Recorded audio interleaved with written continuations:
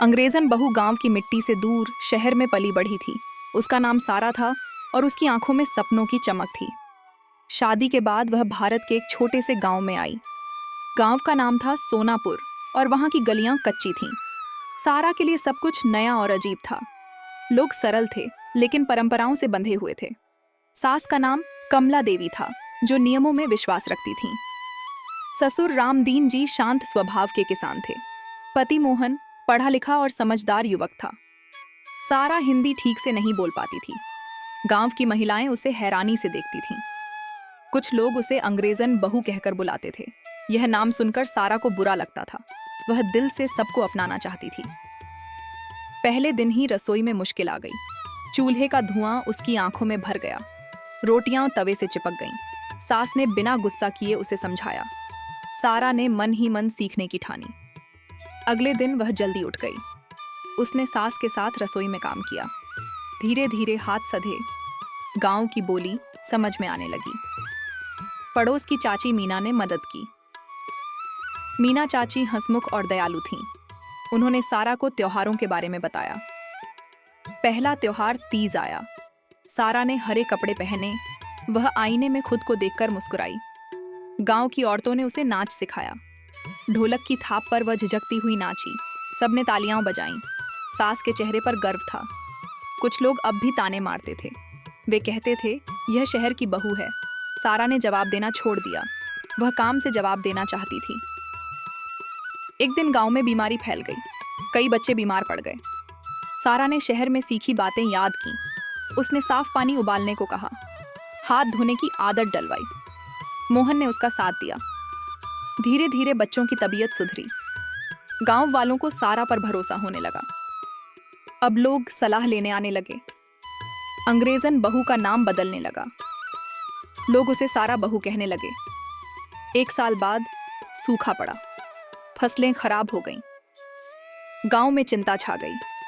सारा ने स्वयं सहायता समूह बनाया। महिलाओं को छोटे काम सिखाए। अचार और पापड़ बनने लगे। शहर में उन्हें बेचा गया।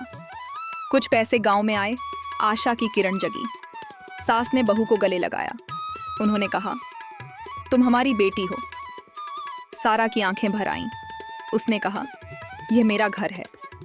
एक दिन सारा के मायके से मेहमान आए। उन्होंने गांव की सादगी देखी। सारा का बदला हुआ रूप देखा। वे हैरान और खुश थे। सारा अब दो दुनियाओं की पुल बन चुकी थी। वह परंपरा और आधुनिकता को जोड़ती थी। गांव में स्कूल खुलवाने की बात उठी। सारा ने चंदा इकट्ठा किया। मोहन ने कागजी काम संभाला। कुछ महीनों में स्कूल शुरू हो गया। बच्चों की हंसी गूंजने लगी। अंग्रेजन बहू बीढ़ी तालाब गुरु बन गई। वह बच्चों को कहानी सुनाती थी। कहानियों में मेहनत और सच्चाई होती थी। गांव बदलने लगा। लोग एक दूसरे की मदद करने लगे।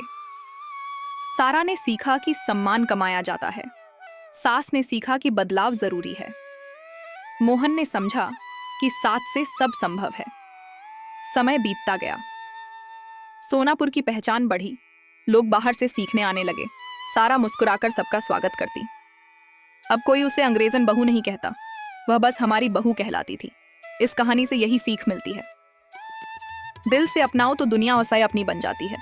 सारा अब गांव की सुबह को पहचानने लगी थी। मुर्गे की बांग उसे नींद से जगा देती थी। खेतों से आती हवा उसे सुकून देती थी। वह आंगन में तुलसी को पानी देने लगी।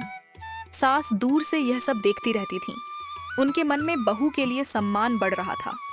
गांव की लड़कियां सारा से बात करने लगीं। वे उससे अंग्रेजी के छोटे शब्द सीखतीं। सारा उनसे गांव की कहावतें सीखती। दोनों की हंसी से आंगन गूंज उठता। एक दिन पंचायत में बड़ा झगड़ा हो गया। पानी को लेकर दो टोले आमने सामने थे। बात बढ़ते बढ़ते हाथापाई तक पहुंच गई। मोहन चिंता में घर लौट आया। सारा ने पूरा मामला ध्यान से सुना। उसने शांत दिमाग से हल सुझाया। उसने पानी बांटने की नई योजना बनाई। सबको बराबर समय देने की बात रखी। पंचायत ने उसकी बात मानी। झगड़ा शांति में बदल गया। गांव वालों को सारा की समझ पर गर्व हुआ। अब लोग उसे सलाहकार मानने लगे। सारा ने महिलाओं की बैठक शुरू की। हर हफ्ते सब एक साथ बैठती, अपनी समस्याएं खुलकर बताती। घरेलू हिंसा पर भी बात होने लगी। डरी हुई महिलाएं हिम्मत करने लगीं। सास भी इन बैठकों में आने लगी। उनकी सोच भी धीरे धीरे बदली। एक दिन गांव में मेला लगा। सारा ने बच्चों के लिए खेल रखे। चित्रकला प्रतियोगिता भी रखी गई। बच्चों ने गांव की सुंदरता बनाई।